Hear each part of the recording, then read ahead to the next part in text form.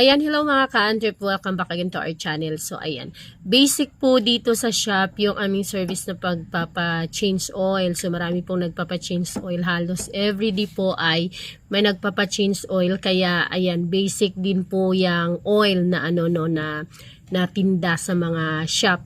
So ayan, share ko lang po sa inyo, ito kasing na to, Aerox na to ay ayan po, dinala dito para magpa-change oil at nakikita nyo naman yung kanyang oil, napaka-konti na lang talaga.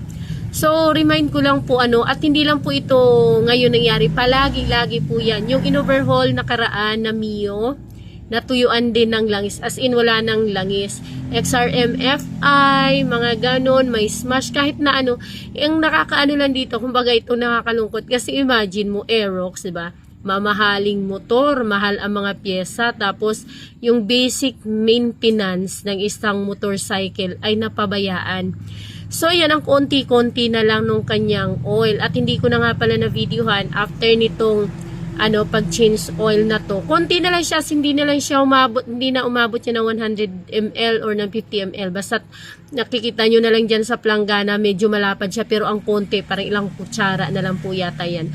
So ayan, remind ko lang po sa lahat ng ating mga riders, sa lahat ng ating mga motorista, kahit na man ang motor natin, from high-end man yan to pinakalimbawa, kahit Turusi or, sorry, may lumilipad-lipad, or kahit na luma man yan, or bago. Syempre, panghihinayangan natin, lalo na, halimbawa, bago, tapos ito mamahalin, high-end motorcycle, tapos basic maintenance nakalimutan, or napabayaan, diba?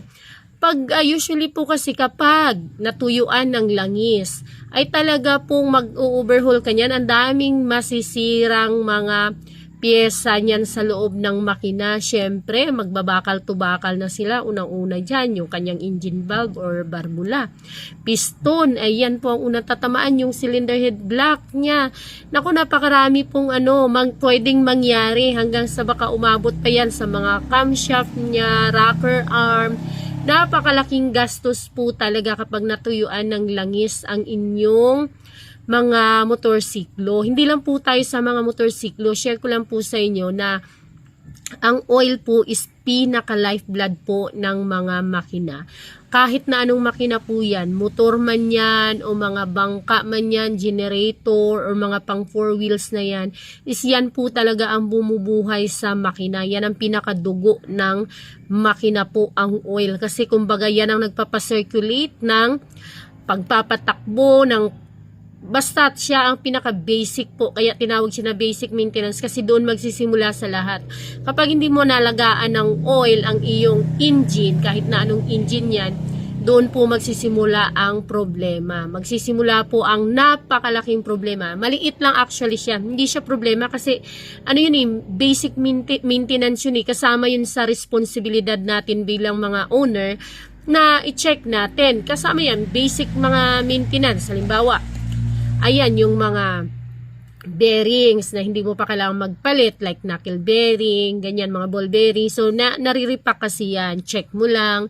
Tapos, yung sa mga brake shoe na yan, na instead na brake shoe lang yung papalitan mo, or brake pad, since hindi ka nagbi-maintenance check, yung iyo ng disc plate yung kakainin. Pag wala na yung kumipis na at nagbakal-tubakal na yung brake pad, ganun din sa brake shoe, sa halip na brake shoe lang, matatamaan ang iyong hub.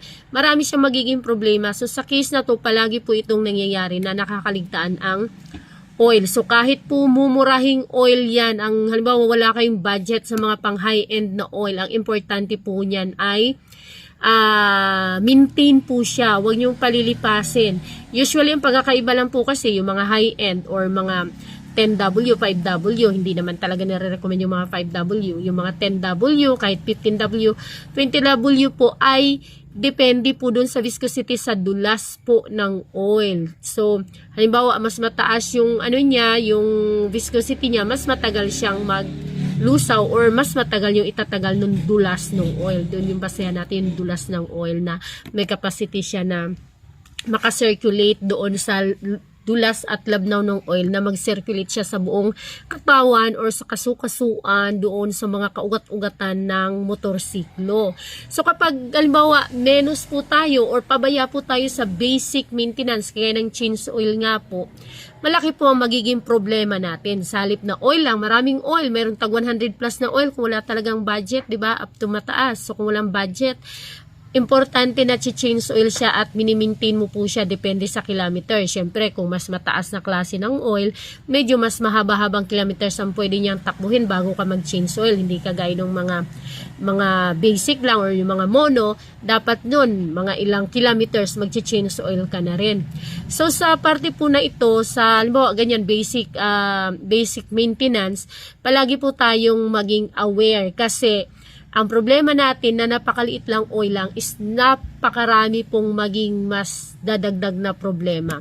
Mas magagastusan po tayo. Imagine yung Mio din dito, bago pa yung Mio, natuyuan ng langis. Imagine mo, na damage yung kanyang block, na damage yung mga rocker arm, na damage yung camshaft niya, hindi na nga siya mandar namatay na lang do bigla, tapos pag pag check ganun, sus, wala na palang ka oil. Maraming nangyayari, XRM, kahit na anong motor, yan ang pinaka basic, yan po yung talagang bantayan natin. So dito nga ako naawa, sabi ko na ko, Diyos ko, Aerox pa naman, ang mamahal ng pyesa nito, tapos ganito na lang ang oil. Kinabahan din yung may-ari. Imagine mo kung umusok yun, 'di ba? Okay sana kung ring lang, paano kung talaga as in natuyuan na siya. Tapos, ibabiyahe pa naman sana din ng malayo bago naisipang ipa-change oil kasi ilo-long distance ulit, di ba?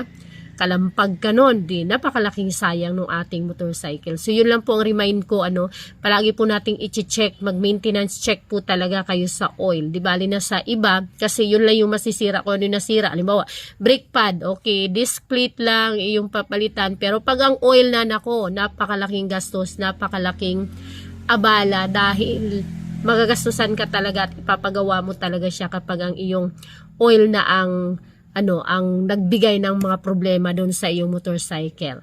So yun lang po ang aking remind sa lahat ng mga rider at ng mga motorcycle users at mga engine users, hindi lang sa motorcycle, bangka, generator, four wheels ng kahit na ay palagi po nating i-check at maging aware po tayo doon sa ating mga oil. May check ko lang yung FI na XRM, as in ayaw nang umandar. Dito pa yun plano pa yun na ano ba yung ipapagawa, may ipapagawa sana siya, pagpaandar ayaw niya nang umandar talaga. Yun pala, as in wala na palang ka oil talaga siya. Imagine mo yun, natuyuan na talaga siya. Tapos mausok-usok na, napansin na mausok, kaya lang sa sunod na lang daw. Hanggang sa dito ay papagawa. Tapos paanda rin nila, tapos ay inagawa, brake sure, brake pad yata yun.